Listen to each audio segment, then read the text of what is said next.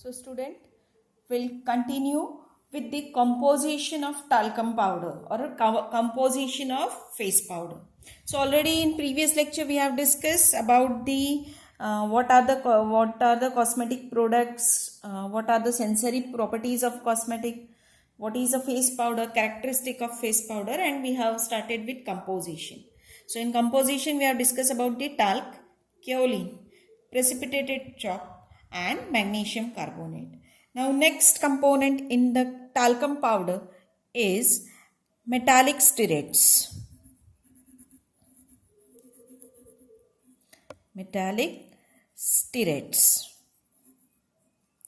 For face powder, high quality metallic stearates are used to avoid development of rancid.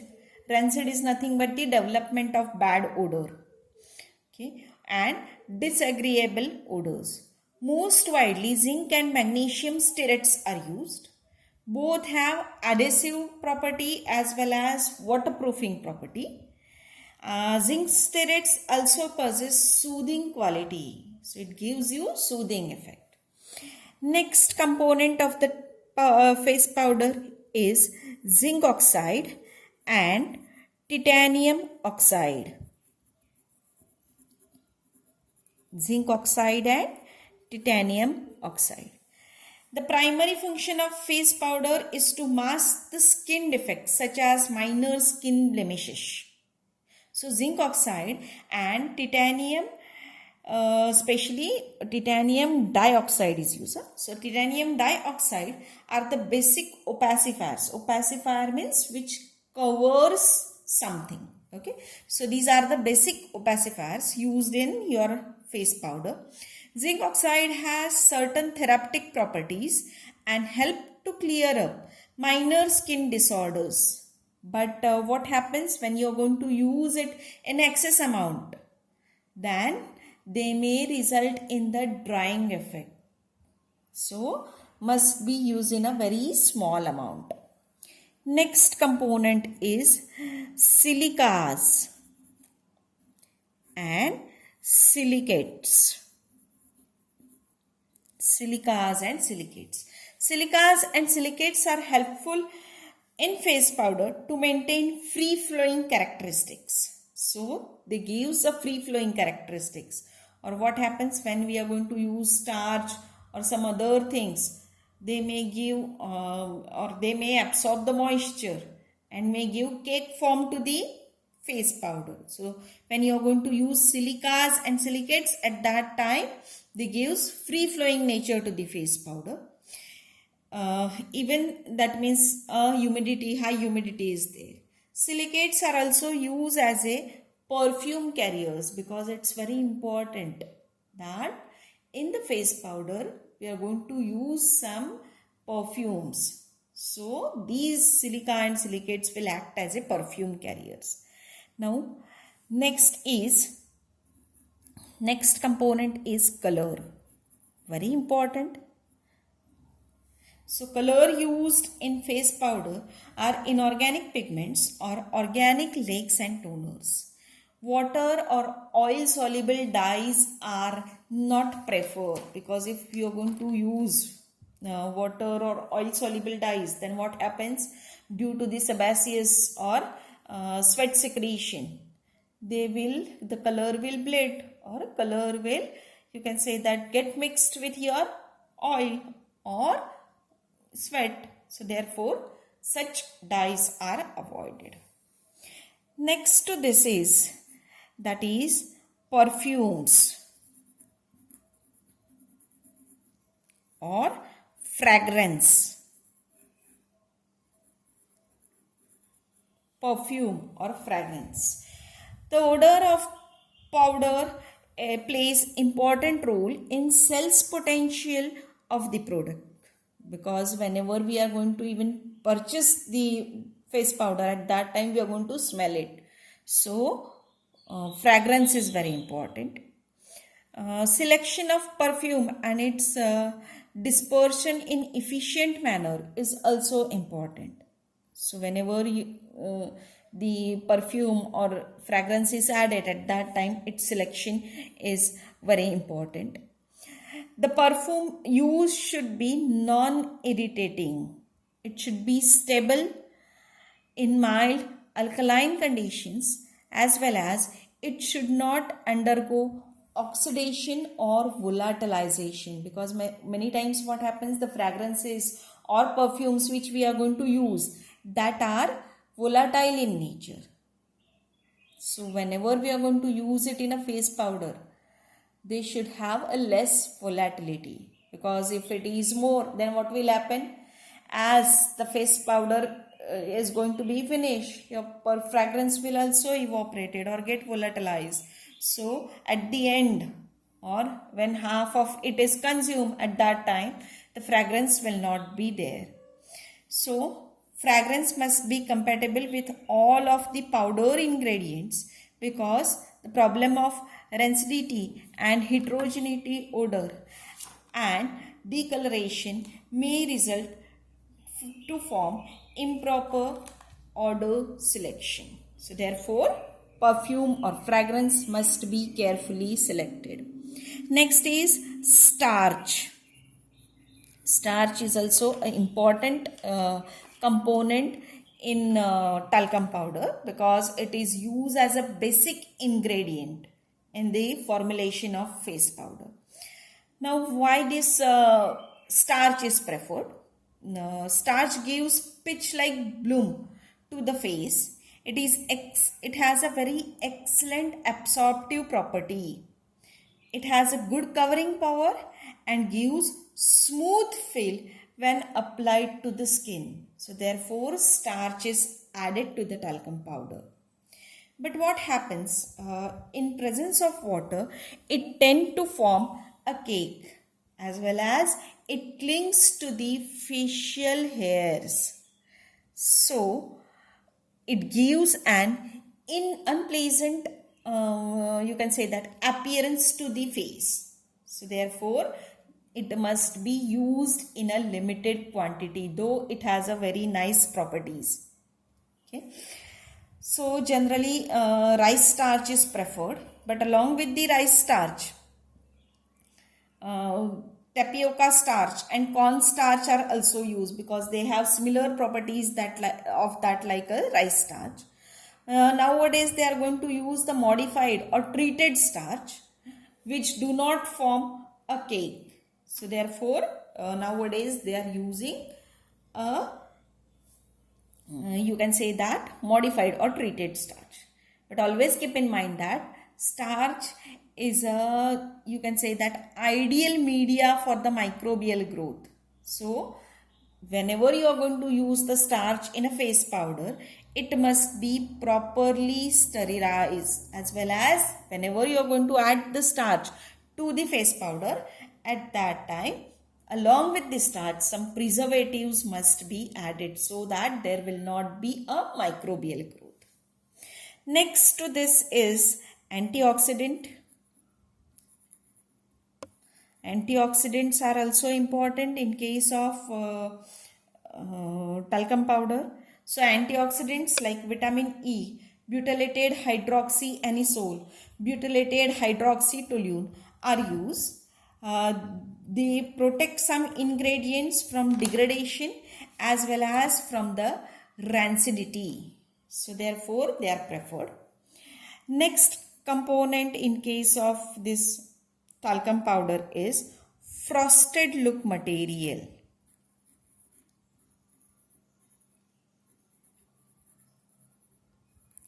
Frosted look material. So ingredients such as powder silk protein are added to face powder product to meet specific marketing requirement. These compounds are added in a very small quantity, taking care that they will not adversely affect the skin. Now silk powder is a pulverized fibers of crystalline material extracted from the natural silk.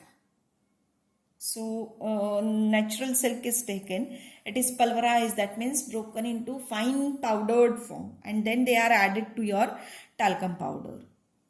Okay, so they gives you a very nice look, as well as Micronized plastics such as polythene, polystyrene, nylon, which impart smooth fill, are used in the formulation. Mica-based ingredients and pearls gives fine shine, so therefore they are also preferred. They diffuses the incident light and gives soft focus effect, thereby minimizing the appearance of fine lines and fine wrinkles. So therefore these frosted look materials are very important in talcum powder. So this is all about the composition. So just I'll take quick review that the components present in the face powder are talc, kaolin, precipitate chalk, magnesium carbonate, metal stearates, zinc oxide and titanium dioxide, silica and silicates, color, perfumes and fragrances, starch, antioxidant and frosted look material. So this is all about the components used in talcum powder. Now next we have to discuss, that is analysis of talcum powder. So in analysis of talcum powder or analysis of face powder, we are going to find out the ingredients present in the talcum powder. So main ingredients present in talcum powder are calcium and magnesium. So we are going to estimate calcium and magnesium present in talcum powder or present in face powder. So very simple method is used for detection of calcium and magnesium, but for before detection, very first you have to treat the talcum powder. So how it is treated, that we'll discuss first. So weigh exactly near about 1 gram of talcum powder, or say you can say that W gram of talcum powder is weighed. Okay. To this you have to add 15 cm cube of HCl. Concentrated HCl is added. Okay. And take it in a beaker, small beaker. Put this beaker on a sand bath. Okay. And heat it. So what will happen? The powder will dissolve in that HCl. Then heat the beaker till the solution evaporate to dryness. Then cool it completely. Add 50 cm cube of distilled water and boil it for 10 minutes. Okay. Then filter the solution through Whatman paper number 42 and collect the filtrate in a 250 cm cube of standard measuring flask. Then give the washing to your, you can say that through the Whatman paper number 42 and collect the washings in a same container. Finally, dilute it up to the mark by using distilled water, and this will form a stock solution of powder. So this will form stock solution of your talcum powder or of your face powder. So just I'll repeat this process, listen carefully. You have to weigh exactly 1 gram or say W grams of talcum powder.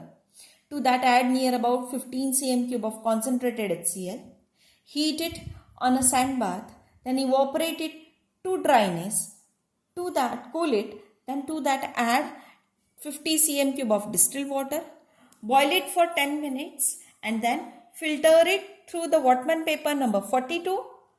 Collect the filtrate and washings in a 250 cm cube of standard measuring flask, and finally dilute it up to the mark, up to the 250 cm cube.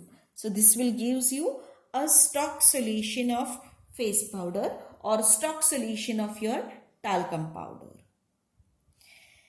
Now you have to estimate calcium and magnesium. So you might have done the practical for the total hardness. So near about same process is done over here. So estimation of calcium and magnesium we'll discuss first. So pipette out 25 cm cube of solution, this stock solution, in a conical flask. To that add buffer solution of pH 10, 5 cm cube, near about 5 cm cube, and to that add Erythrome black tea indicator. Titrate this solution against 0.02 molar EDTA. The end point will be from wine red to blue, or you can say that reddish pink to violet blue. Note down this burette reading as X cm cube, and this will be reading for calcium plus magnesium. Okay, so what you have to do, simple process is there. Pipette out 25 cm cube of stock solution. To that add 5 cm cube of buffer solution of pH 10. To that add Erythrome black tea indicator. Titrate it against 0.02 molar EDTA. Note down the reading as X cm cube. Now find out only magnesium. So somewhat similar process is there, a little change is there. Again pipette out 25 cm cube of stock solution. To that add 8 molar KOH. So instead of adding pH 10, buffer solution of pH 10, you have to add 8 molar KOH and a pinch of hydroxylamine hydrochloride. Then to that add Patton's reader indicator and titrate against same 0.02 molar EDTA solution, and note down the reading for Y cm cube, only for Y cm cube. Okay, that is only for magnesium, while X minus Y will gives you for reading for calcium. And then you have to do a simple calculation, that is 1000 cm cube of 1 molar EDTA equals to 40 grams of calcium. So X minus Y cm cube of 0.02 molar EDTA equals to how much gram of calcium, that you are able to calculate.